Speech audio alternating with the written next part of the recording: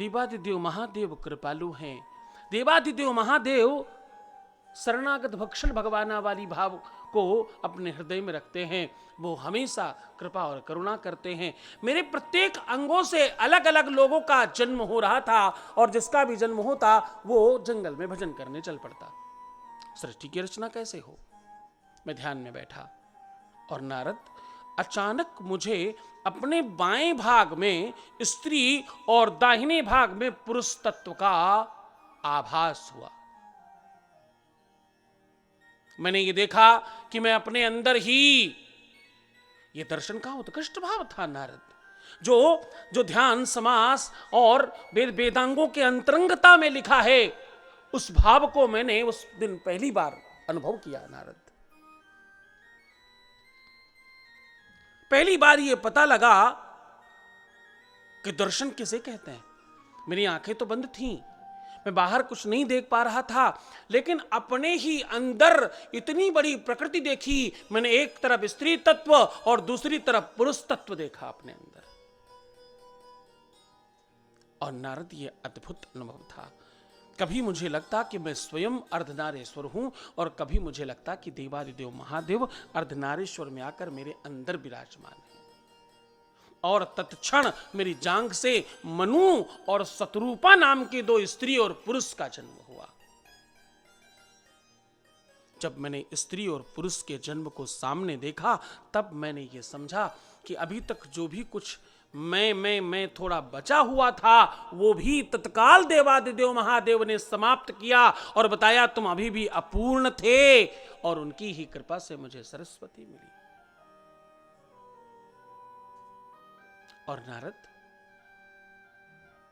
मनु और शतरूपा को जब जन्म मिला तो उन्होंने प्रणाम करके सृष्टि की रचना में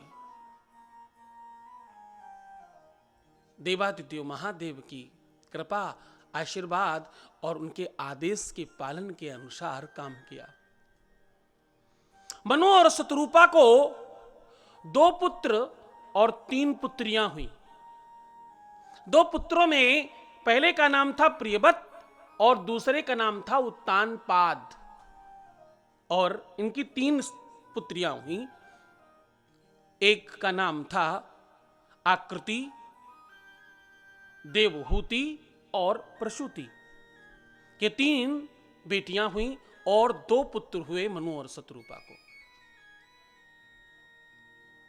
एक प्रियव्रत और एक उत्तानपाद, ये 2 संतानें पुत्र में हुई, और देवहूति, प्रसूति और आकृति, ये 3 लड़कियां हुई। नारद, इनका विवाह हुआ। आकृति का विवाह प्रजापति और रुचि के साथ हुआ। प्रजापति रुचि जो थे उस समय के प्रजापति, उनके साथ हुआ। और देवहूति का कदंब से और प्रसूति का राजा दक्ष से विवाह हुआ। ध्यान से समझना नारद, यहां से सृष्टि एक नए रूप में आगे बढ़ने लगी। इससे पहले सृष्टि में देवादिदेव महादेव ने नदी, पहाड़, समुद्र और कंदराएं, हिमालय और जाने कितनी सारी सृष्टि में वो चीजें निर्माण की, जिनकी सूची बनाने के लिए कम से कम 88,996 दिन लगेंगे। इसलिए देवादिदेव महादेव ने 88,000 ऋषि मुनि बनाए, और ये सब उद्भट है अपने में। आगे चलकर रुचि और आकृति से यज्ञ और दक्षिणा का जन्म हुआ। किसी भी यज्ञ की पूर्ति का वास्तविक नाम दक्षिणा है। जब तुम कोई काम करते हो, जब तुम कोई धर्म करते हो, जब तुम कोई सत्कर्म करते हो, तो उसकी पूर्ति का सबसे बड़ा साधन दक्षिणा है, और दक्षिणा धन को नहीं कहते। ध्यान से समझना। मुझे अक्सर लोग कहते हैं कि आपकी कथा में मुझे दक्षिणा क्या देनी होगी। मुझे, अगर मैं कथा कराऊं, अगर कथा का आयोजन रखूं तो मुझे दक्षिणा क्या देनी होगी? तो मैं हमेशा कहता हूं दक्षिणा को समझो, उसके बाद तुम्हें कभी जीवन में किसी की दक्षिणा पूछनी पड़ेगी नहीं। दक्षिणा का मतलब होता है दक्षता आंकलने यते सा दक्षिणा। क्या कहते हैं? दक्षता आंकलने यते सा दक्षिणा। तुम जब किसी अपने अनुचर को कोई धन देते हो, कोई द्रव्य देते हो, जब कभी तुम अपने से छोटों को कुछ पैसे देते हो, जब किसी भी व्यक्ति को तुम पारितोषक देते हो, जब किसी भी इंसान को तुम उसका पारिश्रमिक देते हो, तो तुम एक बड़ी गलती कर रहे हो। उसे आज नोट कर लेना और यह गलती दोबारा नहीं करना। तुम जब अपने से छोटों को, अपने से सामान्य को, अपने से गरीब को, अपने यहां काम करने वाले को, अपने अनुचर को, अपने यहां चाकरी करने वाले को, या किसी भी ऐसे व्यक्ति को आप द्रव्य, धन, रुपया, पैसा देते हो जो आपका काम कर रहा है, वहां एक बड़ी भारी आप गलती करते हो जो आपको नहीं करना चाहिए। आप जब किसी गरीब को कुछ देते हो, आप जब कहीं कोई वस्तु किसी के प्रयोग में देते हो, जब कोई धन आप किसी ऐसे व्यक्ति को देते हो जिसकी तुम सहायता कर रहे हो, जिसकी मदद कर रहे हो, वहां तुम एक बड़ी गलती करते हो जो तुम्हें नहीं करनी चाहिए। तुम हमेशा हर किसी को, तुम्हारी आदत पड़ गई है 11, 21, 51, 101 देने की। क्या आदत है तुम्हारी? तुम्हारी आदत है कि तुम जो देना चाहते हो उसमें एक और लगा कर देना।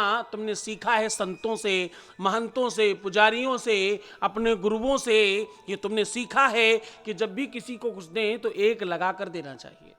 500 रुपए बन रहे थे, 501 रुपए दे दिए। 1100 रुपए दे दिए, बन रहे थे 1000 रुपया। किसी को लाख रुपए देने थे, आपने 1,01,000 रुपए दिए। क्यों? क्योंकि आपको ऐसा लगता है कि ऐसा कर कर आप बड़ा शुभ काम कर रहे हो। ये गलत बात है, आप गलत करते हैं। यहां सबसे पहले तो आपको यह समझना होगा कि ये एक ऊपर क्यों लगाते हैं और इसका क्या मतलब है।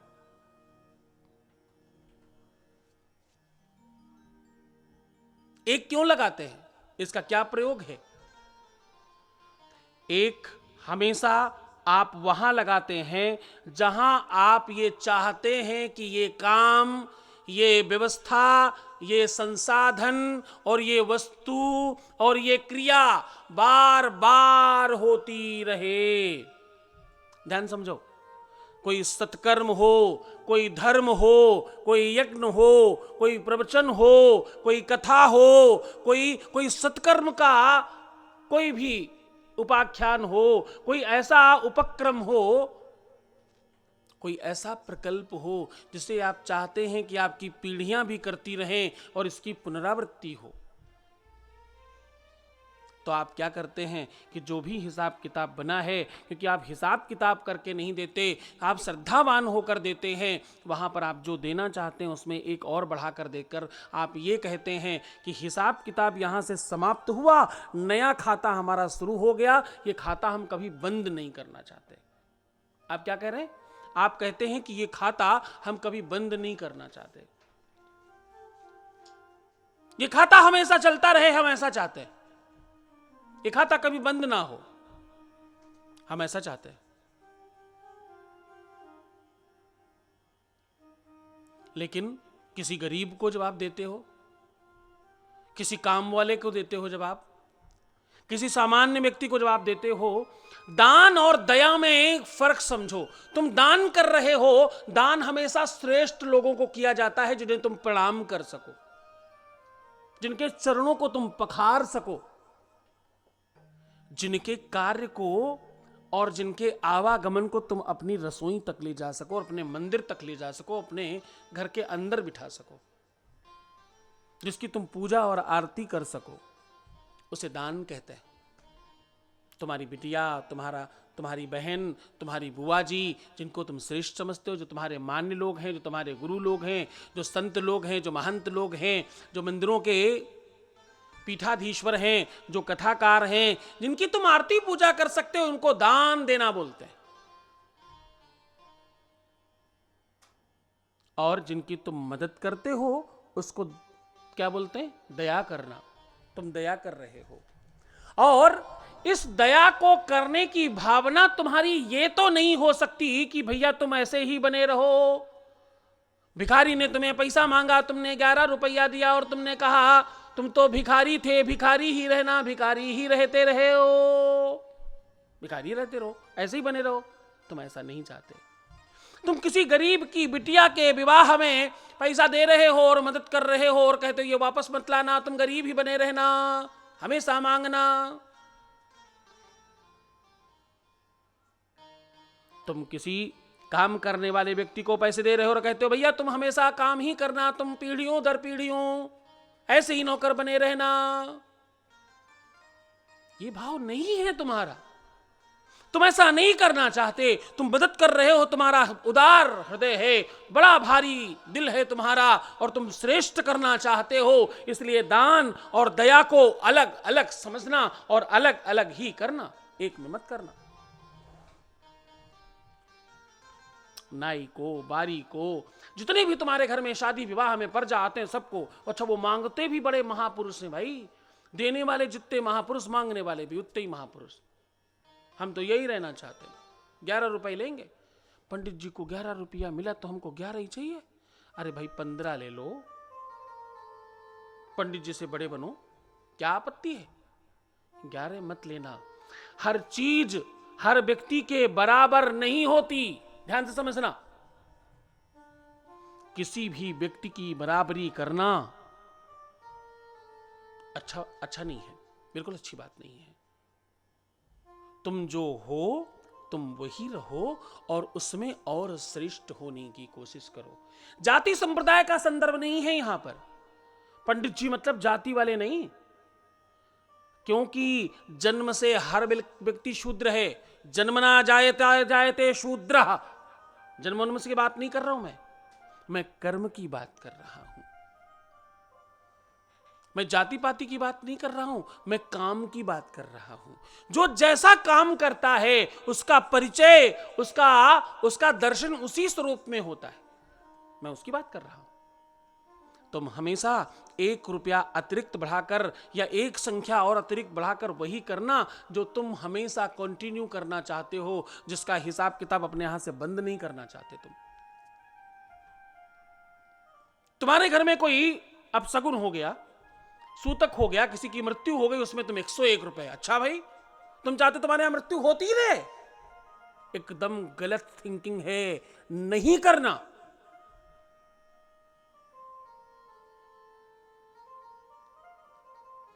तुम्हारे घर में डॉक्टर आए, तुम्हारे घर में औषधि वाला आए, तुम भैया उसको भी 101 रुपया। तुम चाहते हो डॉक्टर साहब बने रहे ना, हमको तो बुखार उखार कैंसर पैंसर थोड़ी बहुत चीजें देते ही रहो, बड़ा मजा आता है कैंसर में। हाँ, सावधान, उन्हीं चीजों में कंटिन्यू करना, उन्हीं चीजों को बार बार पाने का प्रयास करना जिन चीजों में तुम आनंदित रहना चाहते हो। तुम्हारे घर कथा हुई, तुमने 101 रुपया, 1 लाख, 1 करोड़, 1 दिया, तुम कहते हो भैया ये कथाएं होती रहनी चाहिए मेरे जन्म जन्मांतर तक। अच्छा भाव है।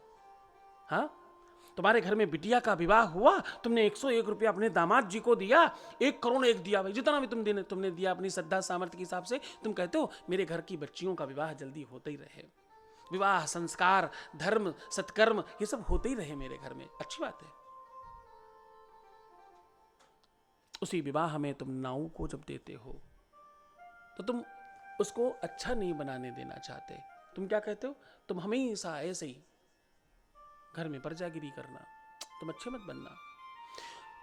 पूज्यता, श्रेष्ठता, दान और दया ये अलग अलग है। दया करना और दान करना, दया करना और धर्म करना दोनों अलग अलग काम हैं।